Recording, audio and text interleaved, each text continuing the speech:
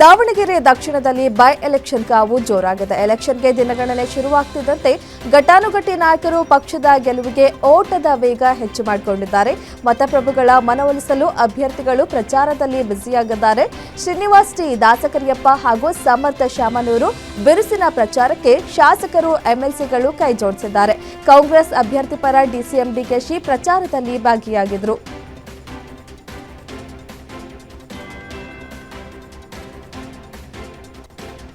ಬಾಗಲಕೋಟೆಯಲ್ಲಿ ಉಪಸಮರ ಅಖಾಡ ರಂಗೇರಿದೆ. ಸಿಎಂ ಸಿದ್ದರಾಮಯ್ಯ ಚುನಾವಣಾ ಪ್ರಚಾರದಲ್ಲಿ ತೊಡಗಿಕೊಂಡು ಕಾಂಗ್ರೆಸ್ ಅಭ್ಯರ್ಥಿ ಉಮೇಶ್ ಮೇಟಿ ಪರ ಮತಬೇಟೆ ಮುಂದುವರೆಸಿದ್ದಾರೆ. ಮುಗಗೊಳ್ಳಿ ಗ್ರಾಮದಲ್ಲಿ ಸಿಎಂ ಪ್ರಚಾರ ಮಾಡಿದ್ದು, ಕಾರ್ಯಕರ್ತರು ಸಿದ್ದುಗೆ ಸನ್ಮಾನ ಮಾಡಿ ಟಗರು ಉಡುಗೊರೆಯಾಗಿ ನೀಡಿದ್ರು. ಇನ್ನೊಂದೆಡೆ ವಿದ್ಯಾಗಿರಿನಲ್ಲಿ ಚರಂತಿಮಠ ಪರ ಬಿವೈ ವಿಜಯೇಂದ್ರ ಮತಯಾಚನೆ ಮಾಡಿದ್ದಾರೆ. ಅಲ್ಲದೆ ಚರಂತಿಮಠ ಪರ ಕ್ಯಾಂಪೇನ್ಗೆ ಉಚ್ಚಾಟಿತ ಶಾಸಕ ಬಸವನಗೌಡ ಪಾಟೀಲ್ ಯತ್ನಾಳ್ಗೆ ರಾಜ್ಯ ಬಿಜೆಪಿ ಗ್ರೀನ್ ಸಿಗ್ನಲ್ ನೀಡಿದೆ. ನಾಳೆಯಿಂದ ಚರಂತಿಮಠ ಪರ ಯತ್ನಾಳ್ ಮತಬೇಟೆಗೆ ಇಳಿಯಲಿದ್ದಾರೆ.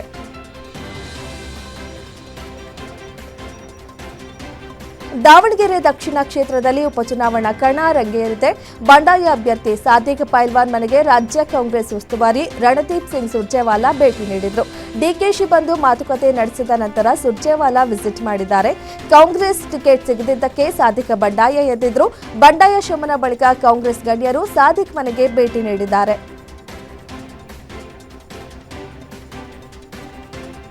ಮಧ್ಯಪ್ರಾಚ್ಯ ದೇಶಗಳಲ್ಲಿ ನಡೆಯುತ್ತಿರುವ ಯುದ್ಧ ದೇಶದ ಮೇಲೂ ಸಾಕಷ್ಟು ಎಫೆಕ್ಟ್ ಮಾಡುತ್ತಿದೆ. ಒಂದೆಡೆ ಸಿಲಿಂಡರ್ ಸಮಸ್ಯೆ, ಗ್ಯಾಸ್, ಪೆಟ್ರೋಲ್, ಡೀಸೆಲ್ ಬೆಲೆ ಏರಿಕೆ ಬೆನ್ನಲ್ಲೇ ಇಂದಿನಿಂದ ದಿನಬಳಕೆ ವಸ್ತುಗಳ ಬೆಲೆ ಮತ್ತೆ ಗಗನಕ್ಕೆ ಏರ್ತಿದೆ. ಅದರಲ್ಲೂ ಆಹಾರ, ಔಷಧೀಯ ಪದಾರ್ಥಗಳು ಸೇರಿದಂತೆ ಸಿಮೆಂಟ್, ಕಬ್ಬಿಣ, ಅಗತ್ಯ ವಸ್ತುಗಳ ಬೆಲೆ ಹೆಚ್ಚಳವಾಗ್ತಿದೆ. ಇದೇ ವಿಚಾರವನ್ನೇ ಕಾಂಗ್ರೆಸ್ ನಾಯಕರು ಇದೀಗ ಅಸ್ತ್ರ ಮಾಡಿಕೊಂಡಿದ್ದಾರೆ. ಕನ್ನಡದ ಖ್ಯಾತ ನಟ, ನಿರ್ದೇಶಕ, ನಿರ್ಮಾಪಕ ರಕ್ಷಿತ್ ಶೆಟ್ಟಿ ಅವರ ನಿರ್ಮಾಣ ಸಂಸ್ಥೆಯಾದ ಪರಮಹಾ ಸ್ಟುಡಿಯೋಸ್ಗೆ ದೆಹಲಿ ಹೈಕೋರ್ಟ್ ದೊಡ್ಡ ಮೊತ್ತದ ದಂಡ ವಿಧಿಸಿದೆ. ಬ್ಯಾಚುಲರ್ ಪಾರ್ಟಿ ಚಿತ್ರದಲ್ಲಿ ಅನುಮತಿ ಇಲ್ಲದೆ 2 ಹಾಡುಗಳನ್ನು ಬಳಸಿದ ಪ್ರಕರಣಕ್ಕೆ ಸಂಬಂಧಿಸಿದಂತೆ ಒಟ್ಟು 25 ಲಕ್ಷ ರೂಪಾಯಿ ಪಾವತಿಸುವಂತೆ ದೆಹಲಿ ಹೈಕೋರ್ಟ್ ಆದೇಶಿಸಿದೆ. ಶಾಲಾ ಬಸ್ ಹರಿದು ಪುಟ್ಟ ಕಂದಮ್ಮ ನರಳಿ ಮೃತಪಟ್ಟಿರುವ ಘೋರ ಘಟನೆ ಶಿವಮೊಗ್ಗದ ಗೋಪಾಲಗೌಡ ಬಡಾವಣೆಯಲ್ಲಿ ನಡೆದಿದೆ. ಅಣ್ಣನನ್ನು ನೋಡಲು ಬಂದ ಕಂದಮ್ಮ ಬಸ್ಗೆ ತಗಲಾಕೊಂಡಿದೆ. 1 ವರ್ಷದ 6 ತಿಂಗಳ ಮಗು ಆರ್ಯನ್ ಸಾವನ್ನಪ್ಪಿರುವ ಮಗು ಎಂದು ಗುರುತಿಸಲಾಗಿದೆ. ಪೋಷಕರಾದ ಮಂಜುನಾಥ್ ಮನೆ ಬಳಿಯೇ ನಡೆದ ದುರಂತ ಸಂಭವಿಸಿದೆ. ಆಸ್ಪತ್ರೆಗೆ ಕರೆದೊಯ್ಯುವ ಮುನ್ನವೇ ಮಗು ಆರ್ಯನ್ ಉಸಿರು ಚೆಲ್ಲಿದೆ. ಸಾರಿಗೆ ಬಸ್ ಬೈಕ್ ನಡುವೆ ಡಿಕ್ಕಿಯಾದ ಪರಿಣಾಮ ಹೊತ್ತಿಕೊಂಡ ಬೆಂಕಿಯಲ್ಲಿ ಬೈಕ್ ಸವಾರ ಸಜೀವ ದಹನವಾಗಿರುವ ಘಟನೆ ವಿಜಯಪುರ ಜಿಲ್ಲೆಯ ಸಿಂದಗಿ ತಾಲೂಕಿನ ಕನ್ನೋಳಿ ಗ್ರಾಮದ ಟೋಲ್ಗೇಟ್ ಬಳಿ ನಡೆದಿದೆ.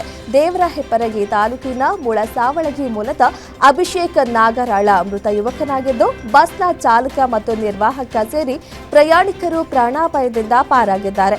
ಇನ್ನು ಮೇಲ್ನೋಟಕ್ಕೆ ಇದೊಂದು ಅಪಘಾತ ಎಂಬಂತೆ ಕಂಡುಬಂದರೂ ಪ್ರೀತಿ ವಿಚಾರಕ್ಕೆ ಅಭಿಷೇಕ್ ಈ ರೀತಿ ಆತ್ಮಹತ್ಯೆ ಮಾಡಿಕೊಂಡಿರುವ ಶಂಕೆ ವ್ಯಕ್ತವಾಗಿದೆ. ಶಿವಮೊಗ್ಗದಲ್ಲಿ ಬಾಲಕ ಸಂಕೇತ್ ಸಮಾಧಿ ಆದ್ಮೇಲೂ ನೆಮ್ಮದಿ ಇಲ್ಲ. ಸಂಕೇತ್ ಸಮಾಧಿಯನ್ನೇ ಕಿಡಿಗೇಡಿಗಳು ಧ್ವಂಸ ಮಾಡಿದ್ದಾರೆ. ಶಿವಮೊಗ್ಗ ಹೊರವಲಯದ ಊರಗಡೂರಿನಲ್ಲಿ ಈ ಘಟನೆ ನಡೆದಿದೆ. ಊರಗಡೂರಿನ ಹೊರವಲಯದ ಸ್ಮಶಾನದಲ್ಲಿದ್ದ ಸಂಕೇತ್ ಸಮಾಧಿಯನ್ನ ಕಿಡಿಗೇಡಿಗಳು ಧ್ವಂಸ ಮಾಡಿದ್ದು, ಸಂಕೇತ್ ತಂದೆ ಕುಮಾರ್ ತುಂಗಾನಗರ ಠಾಣೆಗೆ ದೂರು ನೀಡಿದ್ದಾರೆ. ದಿನದ 24 ಗಂಟೆಯೂ ವಾಹನಗಳ ದಟ್ಟಣೆಯಿಂದ ಕಂಗಾಲಾಗುವ ಬಳ್ಳಾರಿ ರಸ್ತೆಯ ಟ್ರಾಫಿಕ್ ಒತ್ತಡ ತಗ್ಗಿಸಲು ಬೆಂಗಳೂರು ಅಭಿವೃದ್ಧಿ ಪ್ರಾಧಿಕಾರ ಹೊಸ ಹೆಜ್ಜೆ ಇಟ್ಟಿದೆ. ಮೇಕ್ರಿ ಸರ್ಕಲ್ನಿಂದ ಯುಎಎಸ್ ಸಾಫ್ಟ್ ಕ್ವಾರ್ಟರ್ಸ್ವರೆಗೆ ಸುಮಾರು 2 ಕಿಲೋಮೀಟರ್ ಉದ್ದದ ಭವ್ಯ ಎಲಿವೇಟೆಡ್ ಕಾರಿಡಾರ್ ನಿರ್ಮಾಣವಾಗಲಿದೆ. ಸುಮಾರು 419 ಕೋಟಿ ರೂಪಾಯಿ ವೆಚ್ಚದಲ್ಲಿ ನಿರ್ಮಾಣವಾಗಲಿರುವ ಈ 4 ಪಥದ ಕಾರಿಡಾರ್ ಸಂಪೂರ್ಣ ಸಿಗ್ನಲ್ ಫ್ರೀ ಸಂಚಾರಕ್ಕೆ ದಾರಿ ಮಾಡಿಕೊಳ್ಳಲಿದೆ. ಇದರಿಂದ ಮೇಕ್ರಿ ಸರ್ಕಲ್ ಮತ್ತು ಹೆಬ್ಬಾಳ್ ನಡುವೆ ಇನ್ನು ಮುಂದೆ ವಾಹನಗಳು ಸರಾಗವಾಗಿ ಚಲಿಸಲಿವೆ.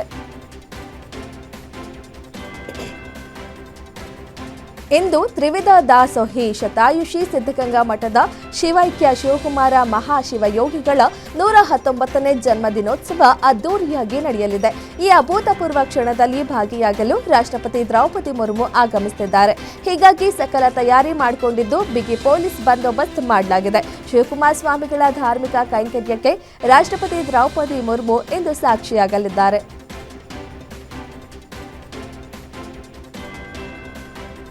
ರಾಷ್ಟ್ರೀಯ ಹೆದ್ದಾರಿಗಳಲ್ಲಿ ಪ್ರಯಾಣಿಸುವ ವಾಹನ ಸವಾರರಿಗೆ ಭಾರತೀಯ ರಾಷ್ಟ್ರೀಯ ಹೆದ್ದಾರಿ ಪ್ರಾಧಿಕಾರ ಮಹತ್ವದ ಸೂಚನೆಯೊಂದನ್ನು ನೀಡಿದೆ. ಇಂದಿನಿಂದ ಜಾರಿಗೆ ಬರುವಂತೆ ಎಲ್ಲಾ ರಾಷ್ಟ್ರೀಯ ಹೆದ್ದಾರಿ ಟೋಲ್ ಪ್ಲಾಜಾಗಳಲ್ಲಿ ನಗದು ಪಾವತಿಯನ್ನು ಸಂಪೂರ್ಣವಾಗಿ ಸ್ಥಗಿತಗೊಳಿಸಲಾಗಿದೆ. ಈ ಬಗ್ಗೆ ನೆಲಮಂಗಲ ಟೋಲ್ ಸೇರಿದಂತೆ ಪ್ರಮುಖ ಹೆದ್ದಾರಿಗಳಲ್ಲಿ ಈಗಾಗಲೇ ಸಾರ್ವಜನಿಕ ಪ್ರಕಟಣೆಯ ಫಲಕಗಳನ್ನು ಹಾಕಲಾಗಿದೆ.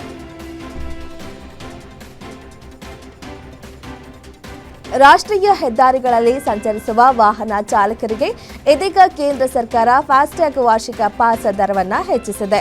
ಈ ಹೊಸ ನಿಯಮ ಇಂದಿನಿಂದ ಜಾರಿಗೆ ಬರಲಿದೆ. ಭಾರತೀಯ ರಾಷ್ಟ್ರೀಯ ಹೆದ್ದಾರಿ ಪ್ರಾಧಿಕಾರ ಹೊಸ ಹಣಕಾಸು ವರ್ಷಕ್ಕೆ ಫಾಸ್ಟ್ಯಾಗ್ ವಾರ್ಷಿಕ ಶುಲ್ಕವನ್ನು ಹೆಚ್ಚಿಸಿದೆ. ಇಂದಿನಿಂದ ಪಾಸ್ನ ಬೆಲೆಯನ್ನು ₹3,000 ₹3,075ಕ್ಕೆ ಏರಿಸಿದೆ. ಅಲ್ಲಿಗೆ ₹75 ಹೆಚ್ಚಾಗಿದೆ. ಇಂದಿನಿಂದ 2026 ಹೊಸ ಆದಾಯ ತೆರಿಗೆ ಕಾಯ್ದೆ ಜಾರಿಗೆ ಬರಲಿದೆ. ಈ ಕಾಯ್ದೆಯು ಭಾರತದ 6 ದಶಕಗಳಷ್ಟು ಹಳೆಯದಾದ ತೆರಿಗೆ ನೀತಿಯನ್ನ ಭಾರೀ ಬದಲಾವಣೆ ಹಾಗೂ ಸರಳೀಕರಣಗೊಳ್ಳಲಿದೆ. ಅನುಸರಣೆಯನ್ನ ಸರಳೀಕರಿಸುವುದು, ಪಾರದರ್ಶಕತೆ ಹೆಚ್ಚಿಸುವುದು ಮತ್ತು ಸಂಬಳ ಪಡೆಯುವ ತೆರಿಗೆದಾರರಿಗೆ ವಿನಾಯಿತಿಗಳನ್ನು ತರ್ಕಬದ್ಧಗೊಳಿಸುವುದರ ಮೇಲೆ ಹೊಸ ಕಾಯ್ದೆ ಹೆಚ್ಚಿನ ಆದ್ಯತೆ ನೀಡಲಿದೆ.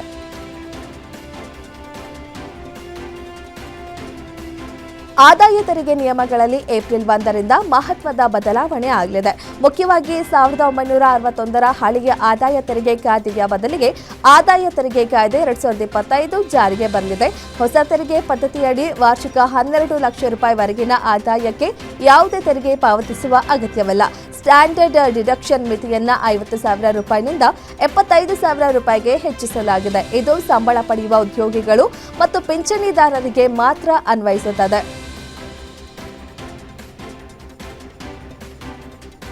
ರಾಜ್ಯದಲ್ಲಿ ಗ್ಯಾಸ್ ಸಿಲಿಂಡರ್ ಅಭಾವ ಮುಂದುವರೆದಿದೆ. ಗ್ಯಾಸ್ ಸಿಲಿಂಡರ್ ಗೋಳಾಟ ತೀರದಂತಾಗಿದೆ. ಜನ ಗ್ಯಾಸ್ ಸಿಲಿಂಡರ್ ಹಾಹಾಕಾರಕ್ಕಾಗಿ ಕಂಗಾಲಾಗಿದ್ದಾರೆ. ಬೆಂಗಳೂರು ಸೇರಿದಂತೆ ಬಹುತೇಕ ಜಿಲ್ಲೆಗಳಲ್ಲಿ ಇದೇ ಪರಿಸ್ಥಿತಿ ಮುಂದುವರೆದಿದ್ದು ಗೃಹ ಬಳಕೆ ಕಮರ್ಷಿಯಲ್ ಆಟೋ ಗ್ಯಾಸ್ಗೆ ಪರದಾಡುವಂತಾಗಿದೆ.